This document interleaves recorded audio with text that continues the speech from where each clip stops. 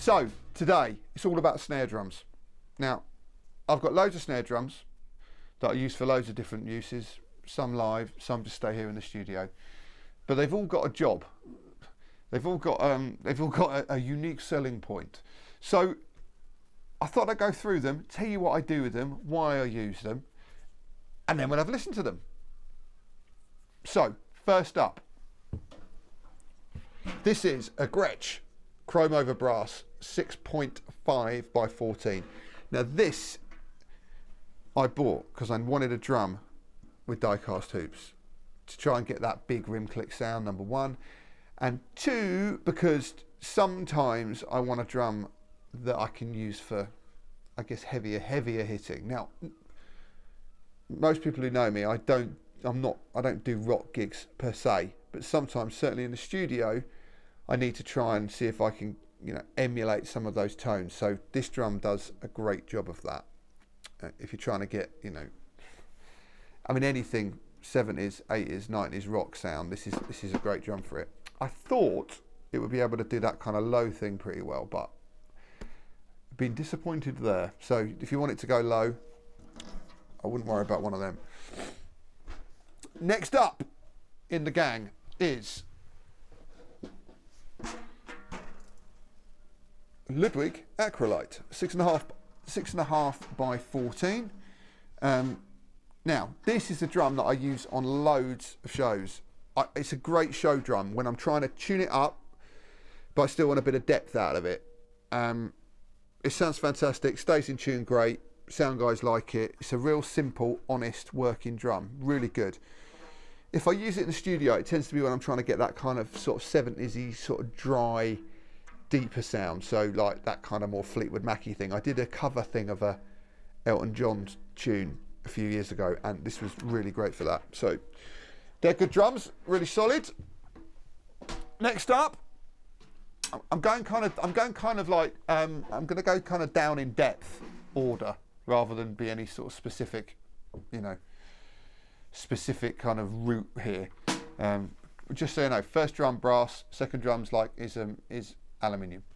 Okay, then we've got the Tiki Rio Rosewood, which is beautiful drum. Again, good all-round drum that I could use on anything. It's kind of got this polish to the sound that you'll hear on the sound example. Just sounds fantastic.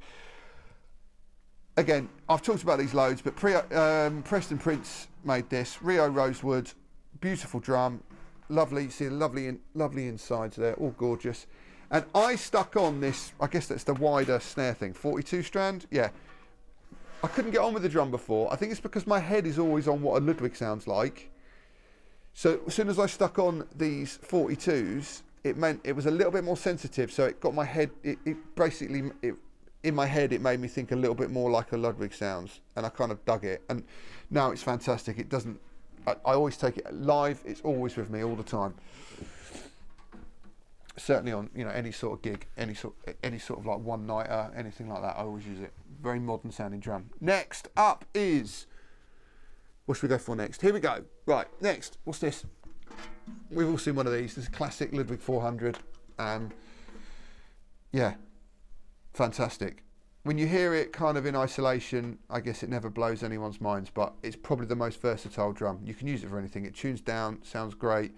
Tune it up, sounds fantastic. You can use it for jazz, pop, anything.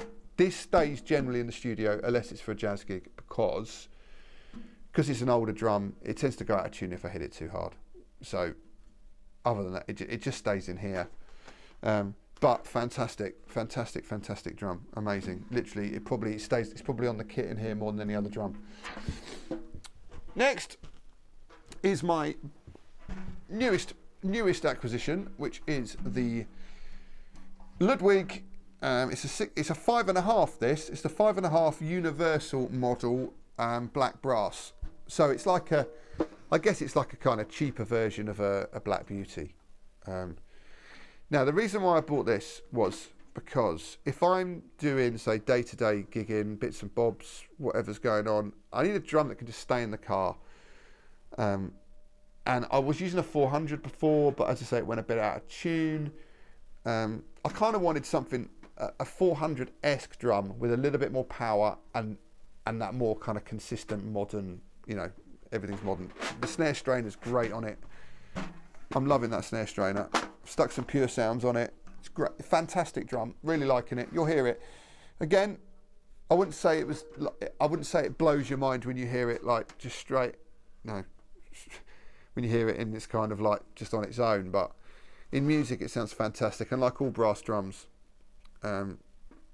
it's kind of got that a little bit of depth and a little bit of a kind of, I guess it's a kind of like an overtone that's just kind of cool. You'll hear it with this drum and with the Gretsch, the first one, the 6.5. They just have a kind of like, I don't know, there's like a tonality to them that's kind of a little bit like dark, which I kind of dig. Now, last up is the Gretsch Catalina snare drum. Now, I've talked about this on my Gretsch Catalina video and saying that I don't really dig it. And I've done a bit of work on it to see if I can get it kind of into the ballpark. And I think you might be surprised, it's all right. Now, tuning wise, the top head, the lug reading is 325 on the tune bot. Bottom head, I've kind of just cranked it up to like basically as high as I can possibly get it to go. And then snares wise, I've kind of gone as far as I can. I've gone completely as tight as it'll go, and then just backed it off a bit. So I know you're going to go, oh, the snares are too tight and this, and you go, oh, it's too ringy, or this, or they don't all sound the same. Now, the reason they don't all sound the same is because they're different depths and they're different materials, plus they're different kinds of heads. I mean, most of them have got ambassadors, actually, to be fair, apart from... In fact, they've all got ambassadors, apart from the Acrolite, which has got a CS dot on it. Okay, so similar head-wise.